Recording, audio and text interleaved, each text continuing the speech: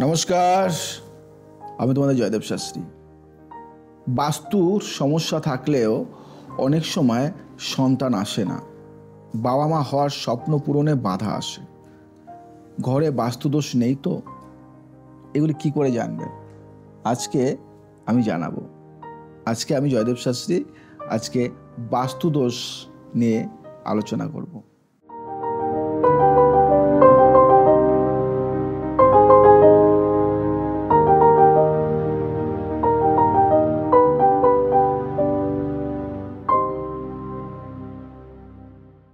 বাবা মা হওয়ার স্বপ্ন পূরণে বাধা, ঘরে বাস্তুদোষ নেই তো। আধুনিক দ্রুতগতির জীবনযাত্রার কারণে সন্তানের জন্ম দেওয়ার মতো শারীরিক সক্ষমতা হারিয়ে ফেলেছেন অনেকেই। সেই কারণে সব শহরে এখন প্রচুর ইনফার্টিলিটি ক্লিনিক দেখা যায়। কিন্তু চিকিৎসা শাস্ত্র ছাড়াও জ্যোতিষ শাস্ত্রেও সন্তান ধারণের সমস্যার সমাধান আছে। বিবাহিত দম্পতির জীবনে সন্তানের জন্ম দেওয়া অত্যন্ত গুরুত্বপূর্ণ একটি বিষয়, এটা আমরা জানি। আগেকার দিনে বিয়ের বছর ঘুরতে না ঘুরতে কোলে সন্তান না এলে নানা রকম সামাজিক কটূক্তির মুখে পড়তে হতো।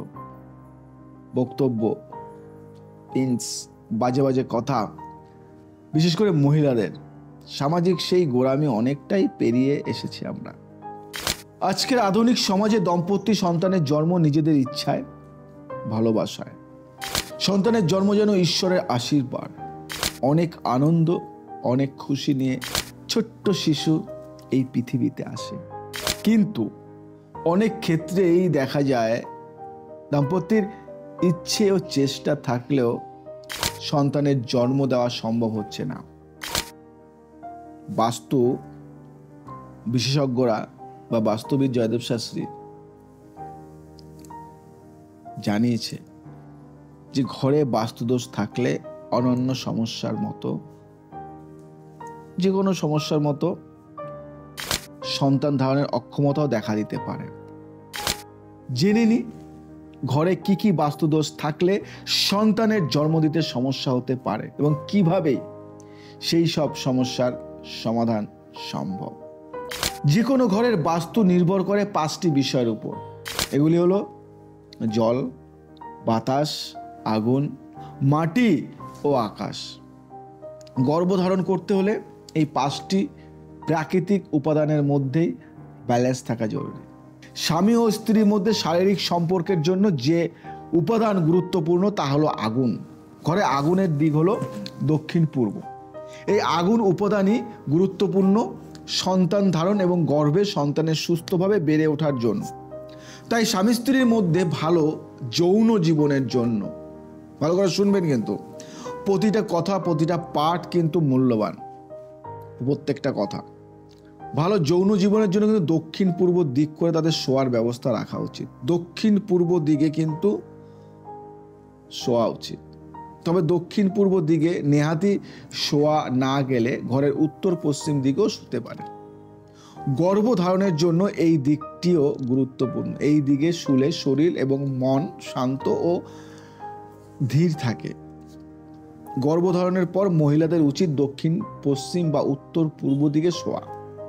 এর ফলে গর্ভের সন্তান সুস্থ থাকে।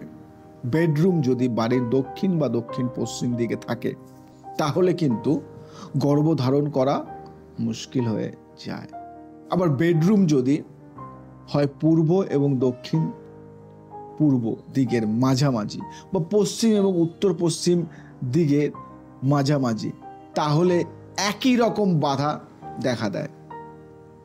সন্তান ধারণের পথে ঘরের দক্ষিণ পশ্চিম দিকে শৌচালয় থাকলেও গর্ভধারণ মুশকিল হয়ে যায়। এগুলি তো আগে মানতেন না, আগে জানতেন না, আগে বুঝতেন না, আগে এগুলি জানার চেষ্টাও করেননি। এগুলি জানুন, এগুলি বুঝুন। এগুলি ছোট্ট ছোট্ট জিনিসগুলি কিন্তু একটা বড় আকারের পাহাড় নিয়ে আসে। ঘরের আগুন উপাদান দুর্বল হলে পুরুষের মধ্যে প্রজননের ক্ষমতা কমে যায়। একইভাবে উত্তর পূর্ব দিকে রান্নাঘর থাকলেও পুরুষের মধ্যে বন্ধ্যাত্ব দেখা দিতে পারে। খেয়াল রাখবেন ঘরের মাঝখান দিয়ে যেন কোনো সিঁড়ি না ওঠে। এর ফলে প্রেগনেন্সিতে নানা জটিলতা দেখা দিতে পারে। কোনো গর্ভবতী মহিলা যেন কোনো অবস্থাতেই অন্ধকার ঘরে বসে না থাকেন। গর্ভবতী মহিলা যেখানে থাকবেন সেখানে সবসময় যথেষ্ট আলো বাতাস থাকতে হবে। ঘুমানোর সময় গর্ভবতী মহিলার মাথা থাকবে দক্ষিণ এবং পা থাকবে উত্তর দিকে। এগুলি কিন্তু খেয়াল রাখবেন। বারংবার শুনবেন, ভুলে গেলে 1000 বার শুনবেন, কিন্তু ঠিকঠাকভাবে কাজটা করুন। খেয়াল রাখবেন হবু মায়ের যেন কোনোভাবেই কোনো দুঃখ বা অবসাদের সিনেমা বা টিভি শো না দেখে। তাদের মনে যাতে কোনো আঘাত না লাগে সেদিকে সবসময় খেয়াল রাখতে হবে। যুদ্ধের দৃশ্য বা নৃশংসতা আছে এমন কোনো ছবি ঘরের দেওয়ালে টাঙিয়ে রাখবেন না। গর্ভবতী মহিলা যেন কোনোভাবেই বিমের নিচে না শোয়। বিমের নিচে মানে যে বিম থাকে না ছাদে, এই সময় ঘরের বনসাই গাছ না রাখাই ভালো।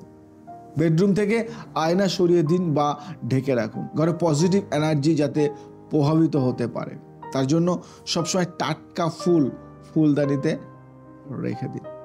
এই নিয়মগুলি পালন করুন। দেখবেন যে আপনার সন্তান আপনার কোলে খুব তাড়াতাড়ি চলে আসবে। নিয়মগুলি পালন করুন।